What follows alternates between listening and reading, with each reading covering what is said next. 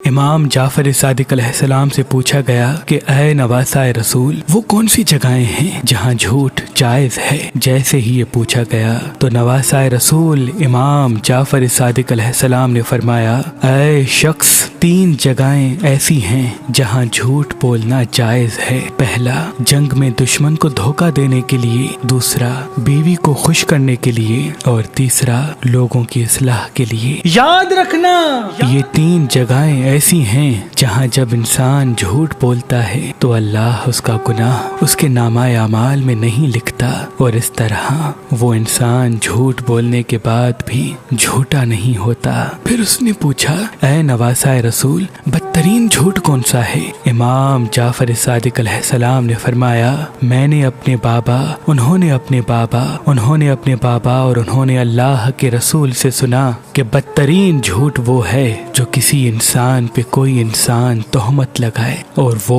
عیب اس انسان میں موجود نہ ہو، کیونکہ جو انسان اللہ کے کسی بندے پر جھوٹا الزام لگاتا ہے یا جھوٹے عیب بنا کر زمانے میں ظاہر کرتا ہے تو اللہ اس انسان پہ لعنت کر کے اس کے تمام نیک اعمال اس سامنے والے انسان کے نامہ اعمال میں لکھ دیتا ہے، اور یوں وہ جھوٹ بولنے والا تمام نیکیوں کے بعد بھی کسی نیکی کا اجر نہیں پاتا۔ اگر آپ شادی کرنا چاہتے ہیں لیکن آپ کو اچھا رشتہ نہیں ملتا، اللہ کے کرم سے ہمارے پاس پاکستان سے باہر اور پاکستان میں بھی مختلف مسلک اور مذہب کے رشتے موجود ہیں، تو ابھی ہماری ویب سائٹ مہربان.com پہ آئیں، شادی کا فارم فل کریں اور اپنے لیے ایک اچھا رشتہ حاصل کریں۔ آپ اپنے لیے ایک اچھا رشتہ ہماری اپلیکیشن مہربان علی جو گوگل پلے اسٹور اور آئی فون ایپ اسٹور پہ موجود ہے ان سے بھی حاصل کر سکتے ہیں۔ مزید معلومات کے لیے ہمارے نمبر پہ کال کریں۔ اللہ آپ کو سلامت رکھے۔